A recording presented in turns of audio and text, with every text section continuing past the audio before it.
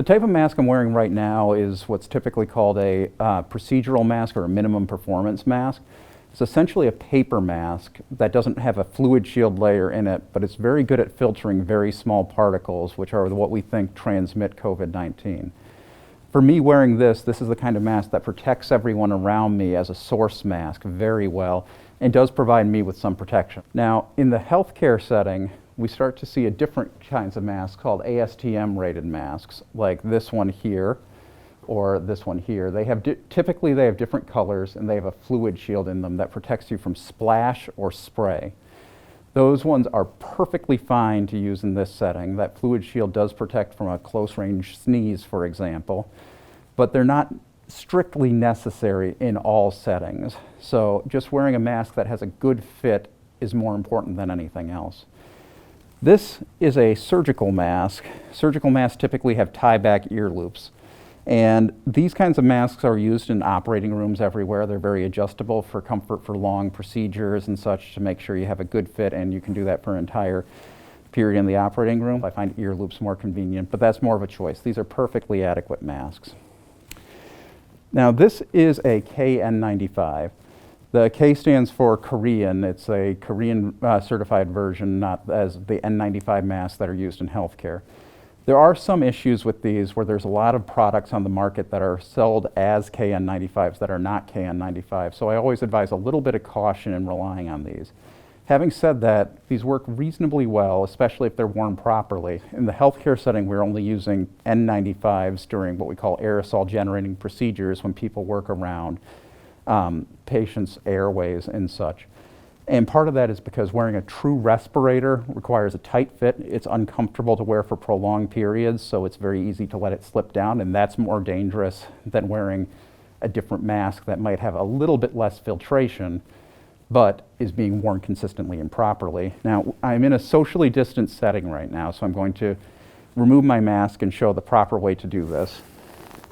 So when you're wearing a mask, one of these fluid rated masks, you want to keep the colored side out. The specific color doesn't matter much. Some manufacturers use different color coding to indicate what they are, but if you do see a color, typically that's the fluid shield layer that should be filtered out.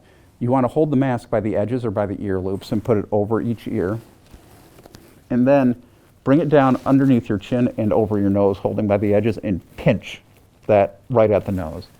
Then as you're just feeling around, you should be feeling that you have, you're not feeling a lot of air escape. You don't feel a big jet going in your eye. If you're wearing glasses, you shouldn't be seeing fog. If you are, just pinch and readjust for that. Some people, depending on your face shape, find that putting a twist in here can help with bringing that up on the side and up around the other side. And that can give you a better fit. Now when you take the mask off, you try to avoid touching the main part here because that's where all of the droplets and particles may have landed.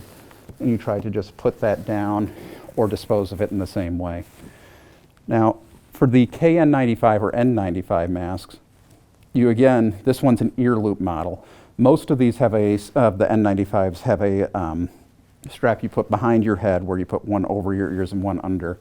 But the basic principles are the same. You're going to try to hold it by the edges, bring it over, and then pinch around to get a good fit. Then you want to hold your hands around it and make sure you're not, if you're holding this mask tight and you breathe in, you feel it suck in around your face. That's telling you that you're getting that good filtration. And then you want to put your hands around and breathe out. And I felt air escape here and here for me, for example. So that tells me I want to adjust it until I feel that it's mostly, if not exclusively, going through that mask.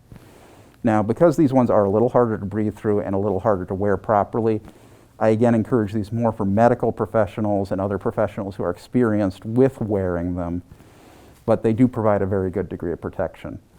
I'm going to switch back to a different mask now, though, because this one is a little harder to talk through. So I'm going to just take it off, try again not to touch the front of it, and then put it down, face down, if I'm going to plan on wearing that again. As long as these masks aren't visibly soiled and you've only worn them for a couple of minutes like that, and you're really within the same day, that's a perfectly reasonable thing to do depending on what kind of tasks you're doing.